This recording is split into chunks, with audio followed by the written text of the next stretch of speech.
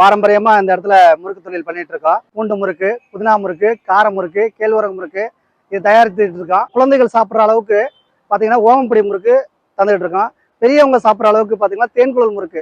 நம்ம தயாரிப்பு பார்த்தீங்கன்னா ஓவரால் இந்தியா முழுக்கவும் வெளிநாடுல வர்றவங்க கண்டிப்பாக வாங்கிட்டு ஒரு துளியாவது வாங்கி சாப்பிட்டு பார்த்துட்டு தான் போகிறாங்க.